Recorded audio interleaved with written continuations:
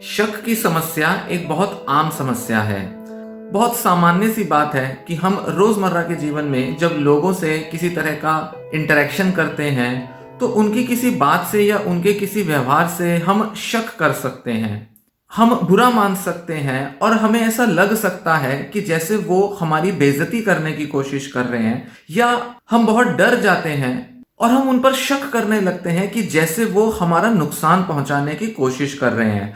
कुछ लोगों में इस तरह का जो विचार होता है वो डिल्यूजन का रूप ले लेता है। कुछ लोगों को बहुत ज्यादा ऐसा लगता है कि दूसरे लोग उनका नुकसान पहुंचाने की कोशिश कर रहे हैं या उन्हें नीचा दिखाने की कोशिश कर रहे हैं। इस तरह के जो विचार होते हैं जिसमें कि ऐसा लगता है कि दूसरा हमारे को किसी तरह की हानि पहुंचा रहा है, हमारी इंसल्ट कर रहा है, हमें नीचा दिखा रहा है, इस तरह के नेगेटिव थॉट्स को दूर करने के लिए 3 तरह के सूत्र फॉलो करने जरूरी हैं। 3 तरह के सूत्र कहें या उन्हें 3 तरह के प्रश्न कहें जो कि खुद से पूछने जरूरी हैं, ताकि इस तरह के शक को दूर किया जाए या इस तरह के डर को अपने दिमाग से निकाला जाए। जैसे मान लीजिए आप कहीं काम करते हैं और आपको आपके सीनियर या साथ में कोई काम करने वाला व्यक्ति कहता है, अरे तुमसे तो ये काम होता ही नहीं है, तुम कितनी गलतियां करते रहते हो, क्या करते हो, इतना सिंपल सा काम तुमने गलत कर दिया, तुम्हें समझ में नहीं आया कि इसे कैसे करना था। अब ये जो इस तरह के जो स्टेटमेंट्स हैं ये किसी भी पर्सन को बुरा फील करा सकती हैं। हो सकता है कि उस पर्सन ने थोड़ी सी ही गलती की हो पर दूसरे का ऐसा डांटना बहुत नाजायज रहा हो और आपको या आपकी जगह कोई और हो तो उसे ये बात बहुत बुरी लग सकती है, जो कि बहुत जायज सी बात है। आप बहुत बुरा महसूस करेंगे, आपको गुस्सा भी आ सकता है, आप अंदर से बहुत ग्लानि महसूस करेंगे, आप शर्म महसूस करेंगे और इसकी वजह से आप बार बार सोचते रहेंगे कि आपने ऐसा क्या कर दिया, सामने वाले ने ऐसा क्यों कहा, सामने वाले ने आपको नीचा दिखाने की कोशिश की, वो मेरे काम को पसंद नहीं करते, मुझे बेकार समझते हैं, मुझे इंफीरियर समझते हैं। कोई एक व्यक्ति हो सकता है या एक से ज्यादा भी कोई व्यक्ति हो सकता है आसपास हो जो इस तरह से आपके साथ पेश आए। इस तरह की बात कोई घर में कोई व्यक्ति कर सकता है या किसी के ऑफिस में या किसी भी वर्क प्लेस पर इस तरह की बात कोई भी आपके साथ कर सकता है या कभी ना कभी किसी ने किया होगा। अब ऐसे में ओवरथिंक करना एक बहुत नॉर्मल सा रिएक्शन होता है, क्योंकि हम डर जाते हैं, हम इंसल्टेड फील करते हैं। तो ऐसी सिचुएशन में कोई ऐसा पर्सन जिसको बहुत ज्यादा शक करने की बीमारी होगी वो बहुत ज्यादा इसके बारे में सोचेगा, पूरा पूरा दिन या शायद कई दिनों तक इस बारे में सोचता रहेगा और अंदर ही अंदर उसे गुस्सा भी आता रहेगा। हो सकता है कि वो अपने काम पर जाना छोड़ दे या उस सिचुएशन को या उस व्यक्ति को अवॉइड करना शुरू कर दे। तो 3 ऐसे सूत्र हैं, 3 ऐसे तरीके हैं जिससे कि इस तरह के विचार को भगाया जा सकता है या इसे हील किया जा सकता है, जिससे कि ओवर थिंकिंग भी रुकेगी और एक व्यक्ति शक करने से भी खुद को बचा पाएगा। पहला सूत्र या पहला स्टेप है, पहला पड़ाव है जिसमें आप खुद से सवाल पूछेंगे कि क्या ऐसा एविडेंस है कि दूसरे ने मेरी बेइज्जती करने की कोशिश की या मुझे नीचा दिखाने की कोशिश की। हम इस विचार को, इस बिलीफ को बदलना चाहेंगे तो हम देखेंगे सबसे पहले कि क्या ऐसा एविडेंस है, क्या ऐसा सबूत है जिसके आधार पर यह कहा जाए कि हाँ, सामने वाले व्यक्ति ने आपकी बेइज्जती ही की है, सामने वाले व्यक्ति ने जानबूझकर आपको नीचा दिखाने की कोशिश की है। यहां पर हम उन सिचुएशंस की बात नहीं कर रहे जहां आप किसी पॉलिटिकल पर्सन के साथ इन्वॉल्व होते हैं, जहां एक व्यक्ति बात बात पर मौका ढूंढकर आपको ताने देने की कोशिश करता है। हम यहां उस व्यक्ति की बात नहीं कर रहे। यहां हम एक ऐसी सिचुएशन की बात कर रहे हैं जहां पर यह बात साबित है कि आप ही ज्यादा शक करते हैं या आपकी फैमिली में कोई एक पर्सन है जो ज्यादा शक करता है, और जानते हुए भी कि दूसरा व्यक्ति जिसके बारे में ऐसा सोचा जा रहा है कि वो बेइज्जती कर रहा है, ये सोचना शायद गलत है। हम इस गलत सोच को ठीक करने का प्रयास कर रहे हैं। यहां पर जो 3 सूत्र हैं ये इसी बारे में बताए जाएंगे।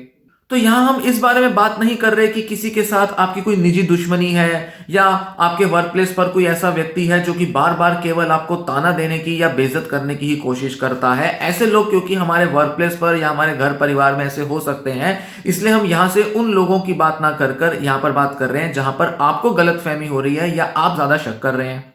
तो पहले हम पूछेंगे खुद से कि क्या सबूत है कि सामने वाले व्यक्ति ने आपकी बेइज्जती करने की कोशिश की है। कहीं ऐसा तो नहीं कि आप ऐसा अनुमान लगा रहे हैं। क्या आपके पास पूरी पिक्चर अवेलेबल है? आप ये खुद से पूछेंगे। आपको लग सकता है कि बेवजह आपको डांटा गया है, पर हो सकता है कि आपकी गलती सच में बहुत बड़ी हो जिसकी वजह से आपको डांटा गया हो या आपको कुछ बोला गया हो। उस व्यक्ति ने बुरा बोला, ये बात तो समझ में आती है, पर यह कहना कि वो आपकी बेइज्जती करना चाह रहा है, इसके बारे में आपको खुद से सवाल करना होगा कि क्या सच में इस स्टेटमेंट का, इस शब्द का मतलब यही है कि मेरी बेइज्जती की जा रही है। तो दूसरे स्टेप पर आप क्या कहेंगे, आप खुद से पूछेंगे कि क्या मैं इस व्यक्ति के स्वभाव के बारे में जानता हूं, क्या मैं इसके नेचर के बारे में जानता हूं जिसके बेसिस पर मैं ये कह सकूं कि ये मेरी बेइज्जती ही कर रहा है। क्या ऐसा पॉसिबल नहीं है कि कई लोगों का नेचर ही ऐसा होता है कि वो बड़े कैजुअली और बड़े कम सोचे समझे ढंग से कुछ ऐसी बातें बोल देते हैं अक्सर। तो दूसरा स्टेप होगा इसके बाद कि आप ऑल्टरनेटिव व्यूज दें, खुद को नए तरीके से इस सिचुएशन को एक्सप्लोर करने की कोशिश करें। पहले जब आपने खुद से सवाल किया तो आपने प्रूफ ढूंढने की कोशिश की कि क्या ये व्यक्ति सच में हर किसी की बेइज्जती करता है, क्या ये मेरी ही बेइज्जती करता है, क्या ये इसकी आम आदत नहीं है इस तरह से बोलने की। आप प्रूफ ढूंढ रहे हो जिसके बेसिस पर आप जानने की कोशिश कर रहे हो कि क्या आपकी बेइज्जती ही की गई है या जस्ट ऐसे ही कोई बात कही गई है। दूसरे स्टेप पर आप क्या कर रहे हो, आप ऑल्टरनेटिव व्यूज बना रहे हो, नए तरीके से इस सिचुएशन को या उस व्यक्ति के बारे में नए तरह का विचार लाने की कोशिश कर रहे हो। जैसे आप खुद से कहोगे कि मेरे साथ और भी लोग काम करते हैं, क्या वो भी इस व्यक्ति के बारे में ऐसा ही सोचते हैं, क्या ये व्यक्ति हर किसी के साथ इस तरह से अक्सर बात करता रहता है। अगर ये और लोगों के साथ भी इस तरह से बात करता है तो शायद मेरे साथ भी अगर इसने ऐसे पेश आया है, इसका मतलब ये तो नहीं है कि उसने मेरी ही बेइज्जती करने की कोशिश की है। अगर मेरा भाई या मेरे फादर या मेरा कोई और सगा संबंधी या मेरा कोई मित्र होता तो वो इस सिचुएशन को कैसे देखता। क्या इतना ज्यादा डरने की, इतना ज्यादा बेइज्जत होने की इस सिचुएशन में जरूरत है। क्या मेरा कोई जान पहचान का व्यक्ति, मेरा कोई दूसरा कलीग या मेरे घर का कोई दूसरा व्यक्ति, क्या इस पर्सन के इसी स्टेटमेंट को, इसी तरह से बोलने को, क्या वो इतना ज्यादा बेइज्जती की तरह लेता। क्या वो उसको ऐसे समझता कि हाँ सच में उसको बहुत बड़ा नुकसान पहुंचाया गया है। कहीं ऐसा तो नहीं कि मैं बहुत जल्दी किसी कंक्लूजन पर पहुंच रहा हूं या पहुंच रही हूं। कहीं ऐसा तो नहीं कि वो पर्सन थोड़ा सा परेशान होगा, चिंतित होगा, या उसके लिए वो काम जो होगा वो बड़ा मायने रखता होगा, इंपॉर्टेंट होगा, जिस वजह से वो अपने को कंट्रोल नहीं कर पाया और इस वजह से उस सिचुएशन में मेरे को इतना बुरा बोल गया। हो सकता है कि वो व्यक्ति वैसे तो इतना बुरा नहीं, पर शायद मुझे वो इस सिचुएशन में ज्यादा बुरा बोल गया। हो सकता है उसका मूड खराब हो। आप खुद को ऐसा कहेंगे कि मैं इस सिचुएशन को और भी ज्यादा ऑब्जेक्टिवली, सबूत के आधार पर किस तरह से देख सकता हूं या देख सकती हूं, कैसे इसको नए सिरे से इंटरप्रेट कर सकती हूं या कर सकता हूं। क्योंकि जरूरी होगा कि आप नए नजरिए से देखें ताकि आप इस सिचुएशन के पीछे जो एक सिंगल इंटरप्रिटेशन बनाए हुए हैं, एक ही नजरिया बनाए हुए हैं, ताकि आप उसे बदल पाएं। क्योंकि एक ही इंटरप्रिटेशन, एक ही मीनिंग सोचने की वजह से दिमाग ओवरथिंक करता है, बेइज्जत महसूस करता है और बहुत ही गुस्सा महसूस होता है। तीसरा और आखिरी सूत्र या पड़ाव हुआ जब आप खुद को यह कहेंगे कि कहीं मैं ओवर रिएक्ट तो नहीं कर रहा। क्योंकि कोई भी व्यक्ति इजीली बोल सकता है कि इस तरह की बात अगर कोई कहेगा किसी को कि भाई तुम ठीक से काम नहीं कर रहे, तुम तो गलतियां करते रहते हो, तो इस तरह की बात कहने से कोई भी व्यक्ति बुरा तो मानेगा, थोड़ी सी इंसल्ट तो महसूस होगी। पर वहां पर यह देखना है कि अगर आप बहुत ज्यादा सोच रहे हो इस बारे में, कहीं ऐसा तो नहीं कि आप ओवर रिएक्ट कर रहे हो। इस सिचुएशन में इतना बड़ा कुछ सोचने का है ही नहीं, पर आप जरूरत से ज्यादा सोचे जा रहे हो। ये छोटी सी बात थी, सामने वाले व्यक्ति ने बस एक ही बात कही, इतनी बड़ी बात तो थी नहीं, पर आप बहुत ओवर रिएक्ट करे जा रहे हो, आप उस पर ज्यादा सोचे जा रहे हो। आपको अंदर से लग रहा है कि सामने वाले ने बहुत ज्यादा आपको बेइज्जत किया है, बहुत ज्यादा उसने बोला है, अब आपको कुछ करना पड़ेगा, उसकी कंप्लेंट करनी पड़ेगी, शिकायत करके उसको सजा देनी पड़ेगी, सबक सिखाना पड़ेगा। हो सकता है बहुत ओवर रिएक्ट कर रहे हो।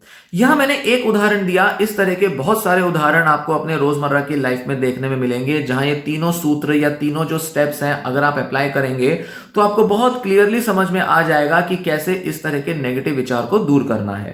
तो पहला स्टेप हुआ एविडेंस ढूंढो, सबूत ढूंढो कि क्या आप जो सोच रहे हो वो सही है, क्या ये सच में ऐसा है कि सामने वाले ने व्यक्ति ने आपको बुरा कहा या बेइज्जत किया। दूसरा, आपको ऑल्टरनेटिव व्यूज ढूंढने हैं, और तीसरा आपको यह देखना है कि कहीं आप जरूरत से ज्यादा प्रतिक्रिया तो नहीं दे रहे। भले ही हो सकता है कि ये आपकी प्रतिक्रिया जायज हो, पर ओवर रिएक्शन भी एक पॉसिबिलिटी है जो कि शायद आप दे रहे हो सकता है कि आप ओवर रिएक्ट करने की वजह से अपना और दूसरे व्यक्ति का कुछ नुकसान कर दें। हो सकता है कि आपको जॉब से निकाल दिया जाए या आपके खिलाफ और कंप्लेंट्स आ जाएं। हो सकता है आप गलतफहमी के चलते अपना नुकसान कर बैठें। इसीलिए पहले सोचना है और उसके बाद आपको एक्शन लेना है, और सोचने के लिए ये तीनों स्टेप्स फॉलो करने हैं। शक की प्रॉब्लम को आप दूर कर सकते हैं अगर ऐसे कई सारे अलग अलग इंसिडेंट्स में आप इस तरह से रिफ्लेक्ट करने की, सोच विचार करने की आदत बना लें।